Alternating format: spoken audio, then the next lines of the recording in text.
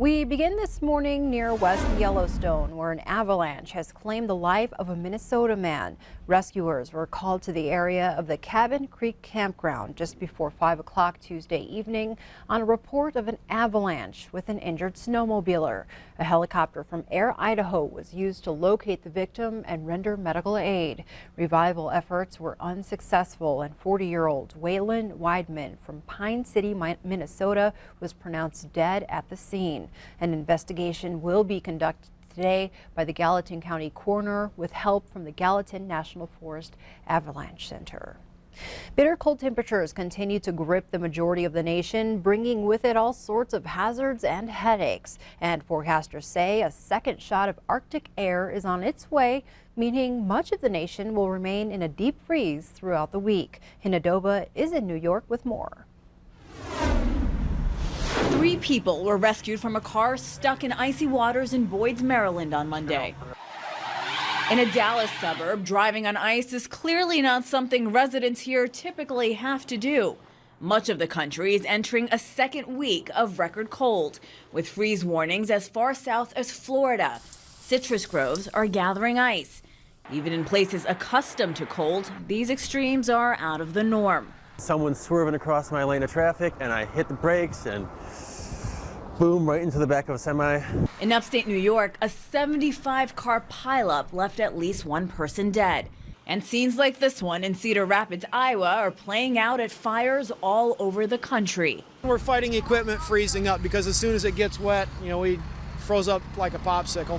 But for all the danger and headaches this massive cold snap is causing, there are those who are finding the fun and beauty in it. Teens in Louisville, Kentucky, a city best known for the baseball bats it produces, are playing pond hockey. Growing up here in Louisville, I've never done this personally before. Came out 8 a.m. this morning, -1 degrees. It's just incredible to be out here. Ironically, one of the few places that's relatively balmy, Anchorage, Alaska, where skaters were in t-shirts. Temperatures Tuesday were in the 40s, about twice as warm as normal. Hinadoba, CBS News. And though Alaska is expected to cool down quite a bit today, the relatively high temps are not terribly out of the norm lately. The last 3 years rank among the top 4 warmest years on record in the state. Also new this morning, President Trump has issued a new warning to North Korea over its nuclear program. Yesterday, he tweeted that Kim Jong-un should remember that he too has a nuclear button, and it's bigger and more powerful than his.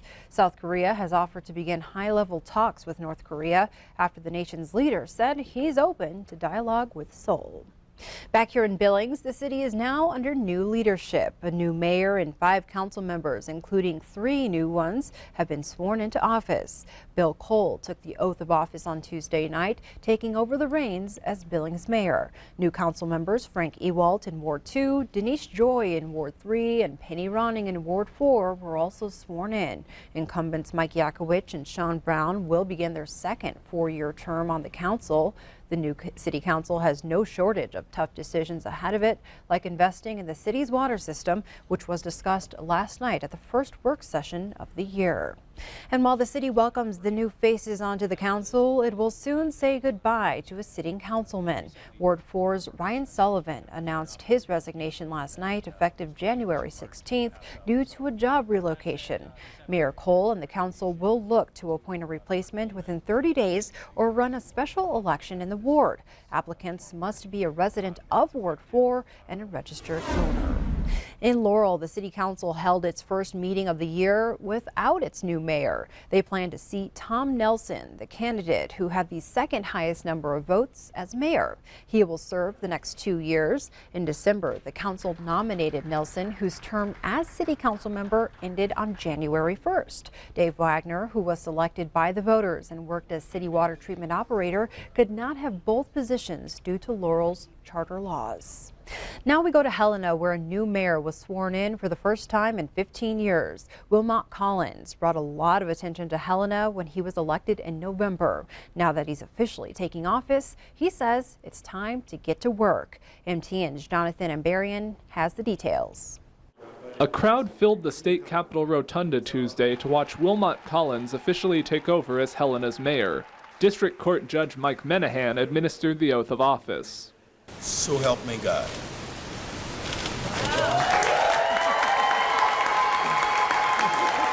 I am excited. I'm looking forward to meeting with the people of Helena and listening to our issues and working through them. Collins narrowly defeated longtime Mayor Jim Smith in November's elections. His victory drew national attention because of his life story. Collins first came to Helena more than 20 years ago as a refugee from Liberia. He's called the time since the election a whirlwind. It has been busy, but you know what? For the people of Helena, I'll do it again. Collins ended his first official speech as Helena's mayor with a message to the community. This city is ready to work with you. Work with us, okay? We're ready. And I thank all of you. Thank you so much. Jonathan Amberian, MTN News, Helena.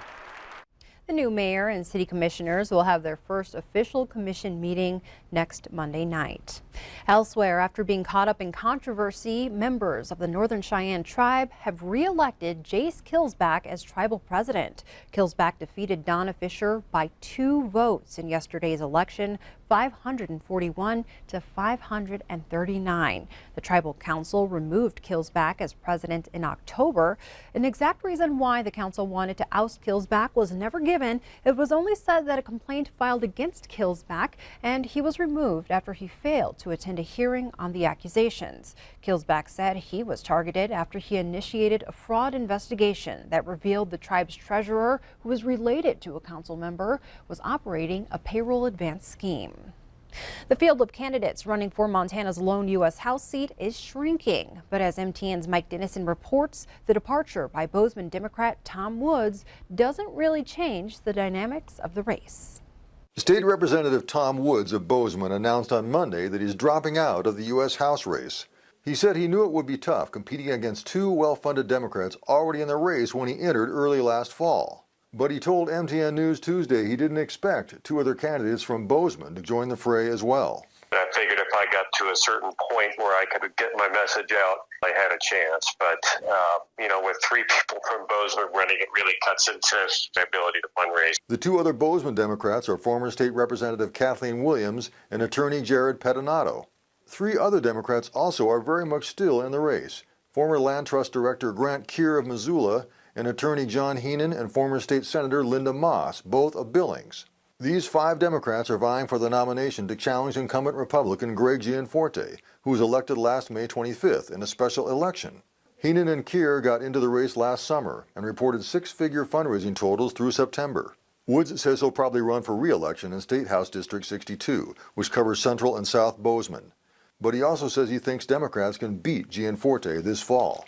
I think people are getting tired of wealthy guys waltzing in and running government and giving themselves tax breaks.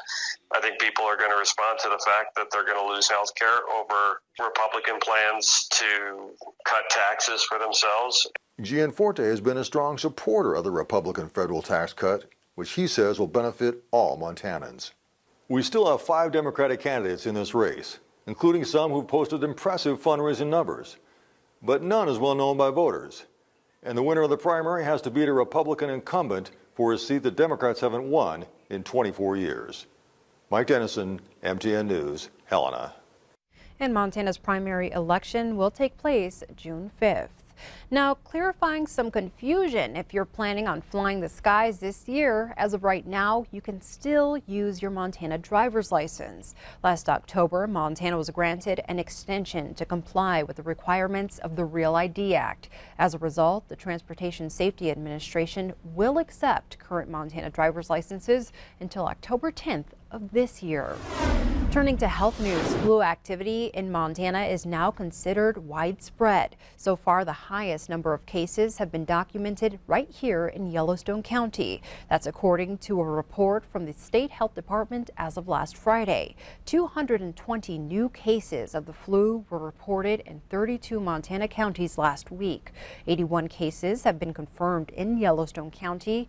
Bighorn County saw 24 cases and Richland County 22 cases. In total, 613 cases of influenza have been confirmed statewide. Those cases resulted in 115 hospitalizations and 7 deaths. The Center for Disease Control reports that all but 13 states are reporting widespread flu. Health officials advise people to get a flu shot, wash your hands often, and try to avoid contact with sick people.